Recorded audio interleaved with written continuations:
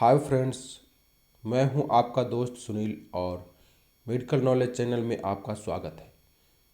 Friends, आज एस्ट और dry syrup के बारे में हम लोग विस्तार से जानने वाले हैं।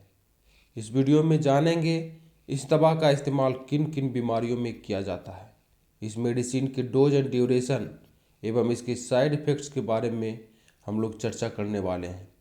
तो फ्रेंड्स, इस वीडियो को बिना स्किप किए पूरा देखें।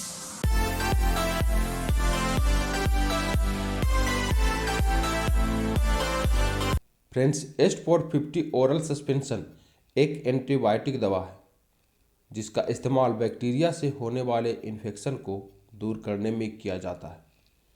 बच्चों में होने वाले बैक्टीरियल इन्फेक्शन जैसे ब्रोंकाइटिस, यूरिन का इन्फेक्शन, कान, गले या नाक में होने वाले कोई किसी भी प्रकार के बैक्टीरियल इन्फेक्शन में एस्ट-450 सिरप का इस्तेमाल किया जाता है। एस्ट-4 ड्राई सिरप का सॉल्ट नेम सेफपोडोक्सिम प्रोक्जेटिल है, जो एक एंटीबैक्टीरियल मेडिसिन होता है। दोस्तों, एस्ट-4 ड्राई सिरप एस्टकॉन कंपनी मैन्युफैक्चर करती है। इस सस्पेंशन में सेफपोडोक्सिम पर 5 ml 50 मिलीग्राम होता है। एस्ट-4 ड्राई सिरप के पैक में एक ड्राई पाउडर की बोतल होती है एवं एक 25 ml की स्टेराइल वाटर होती है, जिसे इस ड्राई पाउडर की बोतल में डालकर इसको अच्छे से हिलाने पे ये सिरप बनकर रेडी हो जाता है। दोस्तों, एस्ट-4 ड्राई सिरप का मार्केट में प्राइस 85 रुपीज़ होता है एवं हर एक मेडिकल शॉप पर ये आसानी से मिल जाता है। दोस्तों, आइए अब बात करते हैं इसके यूजेस की। एस्ट-4 ड्राई सिरप का यूज बच्चों में रेस्पिरेटरी ट्रैक्ट इन्फेक्शन जैसे सांस लेने में दिक्कत, गले से खरखराहट की आवाज़ आना, गले में दर्द होना इत्यादि परेशानियों को दूर करने में किया जाता है। अगर बच्चों को छाती में कफ हो गया, निमोनिया है, स्किन के ऊपर फोड़े फुंसी, जलना या घाव है, कान में दर्द, कान का बहना, कान के अंदर सूजन, पेशाब में जलन, पेशाब में दर्द, पेशाब रुक रुक कर आना, बच्चों में बुखार इत्यादि जैसी समस्या है तो एस्ट-4 ड्राई सिरप को यूज किया जा सकता है। याद रखें फ्रेंड, इस दवा का यूज वायरल इन्फेक्शन जैसे सर्दी या फ्लू में नहीं किया जाता है, क्योंकि वायरल इन्फेक्शन में एस्ट-4 ड्राई सिरप का कोई असर नहीं होता। अब बात करते हैं इसके डोज एंड ड्यूरेशन की।